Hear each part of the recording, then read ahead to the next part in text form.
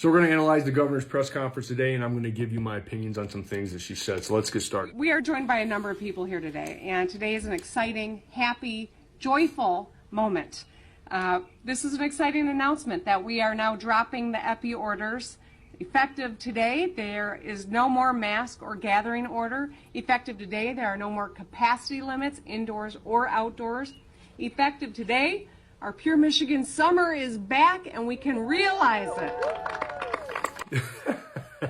Where do I even begin? I told you all this was going to happen 6 months ago. She was going to declare victory and try to sweep everything that she has done over this past year underneath the rug, and the corporate media is going to help her because they want to forget everything they have done, because the science and data, not the political science and polling data, which she has been basing her decisions off of, but actually the science and data proved long ago that all of us who have been standing up against these lockdowns and everything else that she's been doing has been unnecessary. It's starting to prove that that was correct, and they have painted themselves in a corner, and they're trying to forget. That's why they have switched the narrative, folks. We must never, ever forget. So we wanted to come to beautiful Belle Isle to acknowledge this momentous moment, to celebrate. Now, I'm sure Belle Isle is absolutely gorgeous. Looking at the video, got the lake in the background. It looks absolutely stunning. But if you really want it to be appropriate on what you have done over this past year and what you have done to our businesses, to our children, to all of us, then I think a more appropriate place to have this press conference would be Hell, Michigan. That's where you should have had the press conference. And I'm sorry for the citizens of Hell, Michigan, because you live in Hell, Michigan, but this person brought a whole other level of hell to your community.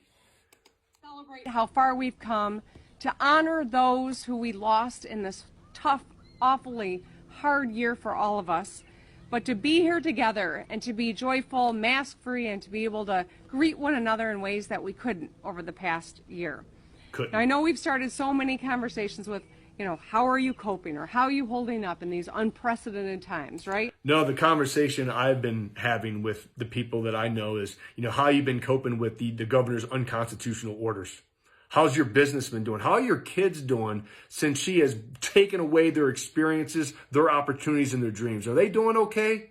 That's the conversations that I've been having. And there's a reason. It's been a grueling 15 months. I think Dr. J used the word grueling. That is the perfect word. We've all been pushed to our breaking points, physically or emotionally, mentally. Many of us have lost loved ones. I'm still thinking about so many friends that I lost over this last 15 months. I'm not discounting anybody that has died from COVID. I've had COVID, and anybody over the age of 70 with 2 or 3 underlying medical conditions, this virus has teeth against that population.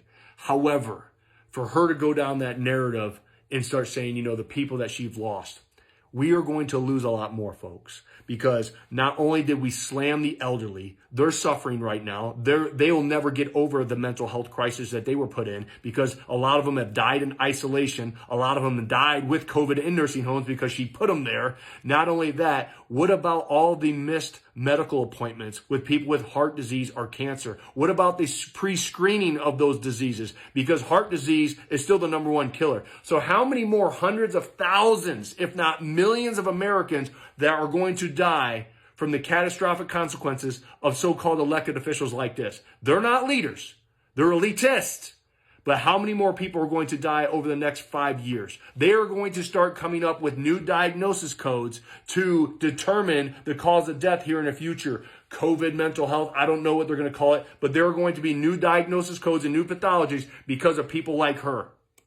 We're tired, just exhausted, and yet this pandemic was relentless and exposed and exacerbated so many underlying challenges that were there before the pandemic and will continue to be there after the pandemic. So it centers the work that we've got to do. As we look ahead, we've got a lot to look forward to just beyond a beautiful summer, right? We've got an unprecedented opportunity to use this $3.5 billion surplus. All right? 12 months ago, we thought we were going to have a $3 billion deficit. We now have a $3.5 billion surplus. This is critical. Listen to me when I say this. This is what happens when you get elitists into office. This is what happens when you get politicians who have no business sense. Do you hear what she just said? We thought we were going to have a $3 billion deficit before COVID. Now we're going to have a $3.2 billion surplus. That's what she said. Where did that money come from? That came from your tax-paying dollars. That came from all the other states who have done this the right way, Florida, Texas, South Dakota, and many others who have managed this the right way, who didn't wreck down their economy, who didn't put out small businesses, who didn't hammer down restaurants, who didn't take away their children's experiences, opportunities, and dreams. This is what a elitist thinks like, that we have a credit card now. I have my daddy's credit card and I can just swipe it and he can fix everything that I have done. That's what she just said, because that makes no business sense. And this so-called politician, where do you think she's going to spend that money? Do you think she's going to spend it the right way, or is she going to start to try to push an agenda?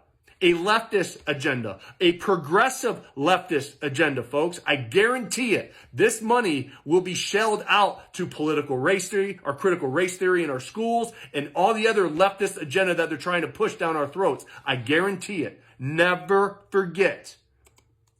This is an opportunity where we can make transformational Not change. transformational, There progressive. are broad economic issues that we face as we continue our comeback. We need jobs that pay higher wages. Federal minimum wage, upping it up. I guarantee it. So her plan wanted to raise the minimum wage of $15 an hour, I think, for the next 3 months and then allow the market to dictate that. What sense does that make? So that is fire-ready aim, right? That is not thinking ahead. That is not having foresight. So she's already starting to push an agenda To attract applicants. This has been a disruption. And we are in an unemployment crisis right now. And the reason we're in an unemployment crisis is because all of our businesses are open right now, but they can't fill. You can see the help wanted signs everywhere. They can't fill their positions, so they can't even open fully and start making money because there's no staff, because they have been giving these people money to sit at home. And she wanted to allow part-time workers to come back and still collect half a week's of unemployment. What sense does that make? And now she wants to say, hey, we're gonna raise the minimum wage for several months, and then we're gonna allow the market to dictate it. Unbelievable. Unlike anything we could have imagined. I think we all know that economic recoveries take time, but I think we all know we've got. The reason we're in an economic recovery is because of her decision making. And the greatest thing about this is we have other states to compare us to that have done it right, but they're not going to talk about that. They're going to continue to be consistent with their narrative and try to make all of you forget. Got the wind at our back, and we don't have time to waste. So these resources will help propel us forward. We got a big task ahead of us, but we are up to this task because we know Michigan might get knocked down like everyone else, but we dust ourselves off and we help one another get back up. Did she just take my narrative? That we're in a hole? And it's not each one teach one, it's each one teach many, and we got to pull ourselves out of the hole? I think somebody's been watching. Thanks to the sacrifices and the efforts you can take of my so stuff. many people, today we can have a collective sense of optimism. We can breathe safely and knowing that we can hug and love our friends. I didn't know that air was unsafe before. And relatives, and this is a wonderful moment. So I'm excited about this.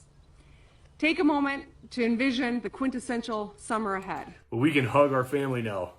You know, she was hugging her family before and going against her own orders when she took down the private jet to go see her dad, who was supposedly sick, right? That's what she did. Rules for thee, not for me. Do as I say, not as I do. Thank you, Governor, for allowing us to breathe fresh, clean air again.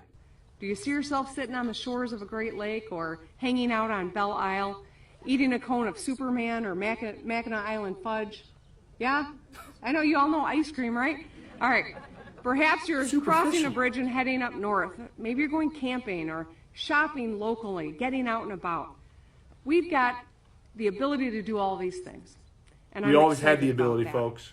And the reason we can move forward so confidently is because so many people in this state took this seriously, did their part. We've got more vaccinations to do. There's no question. And I can do this all day. Thank you for the people who took it seriously. And we have more vaccinations to do. Okay. Well, you said you weren't going to open up until, number one, you eradicated the virus back in December. Then you switched that narrative that you weren't going to open up until 70% of people were vaccinated. You didn't reach any of those goals. And now you say we have more vaccinations to do.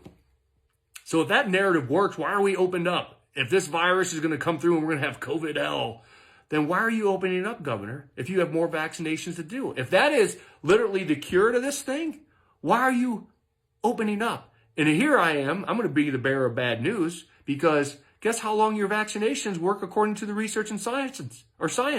6 months. So everybody got vaccinated in January, July and August, it wears off. That's what the research shows. What are you going to do then? No foresight.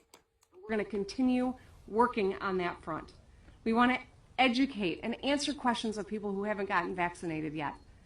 We need to give a little grace when we see someone who hasn't yet but has questions. Little grace. So if we go back to her old narrative of it wasn't grace, it was to implore one another to do it, if not do it forcefully. So let's talk about her grace. On all of us to this is her old do press our conference. part to educate the people around us, whether it's in the store or it's in our household or it is in our neighborhood or in our workplace. We've got to implore one another to step up and to do the right thing. And Michiganders are smart. We're tough. We can figure out how to do it politely, Yep. but also forcefully. Forcefully. So back then, she wanted to force people to wear the mask. And there was altercations everywhere, and she was the head of that because she told people to do it. And that's what leaders do not do. So now she says we're going to have some grace. We're going to love on one another, which I'm all love, positive and nonviolence. However, I have questions then. If you are going to listen to questions, then why are you vaccinating people who have already had this virus? And the research shows that people who have acquired this natural immunity actually have better immunity than people who have been vaccinated. Where's that question? Where's the long-term studies on the safety and efficacy of this vaccine, especially with pregnant women and children? Those are some questions, right, that I want to have answered, but they don't answer them. Weird. Let's wrap our arms around them. Let's keep them safe. I don't want but your also arms wrapped let's around me, work to make Governor. sure that we get them vaccinated. Because right now we do know that the Delta variant is real. Oh, there it is. Go right back to the fear-mongering. I knew it was in her. The Delta variant. Here we go again. The same old dog and pony show, folks. If you don't get vaccinated, you're going to die from the Delta variant. Come on. Unbelievable. Take it seriously. But let's take this moment and celebrate the end of the epidemic orders, the opening of a pure Michigan summer, and the opportunity that lies ahead as we gin this economy back up. Almost every one of us has had vaccines in our lifetime. It has kept us from getting a variety of illnesses. These vaccines work. This science is really, it's miraculous what we've been able to accomplish. And I do think it's important to give the Trump administration some credit here. You know, their Project Warp Speed moved the United States really quickly. We have vaccines because of it. Did she just give President Trump, who is still my president, by the way, a shout out? Wow. Who is trying to speak to the middle right now?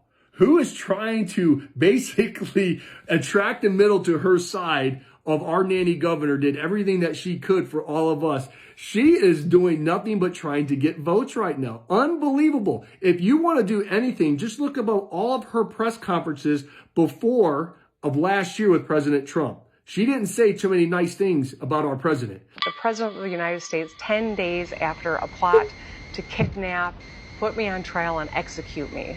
10 days after that was uncovered, the president is at it again and inspiring and incentivizing and inciting this kind of domestic terrorism. It is wrong.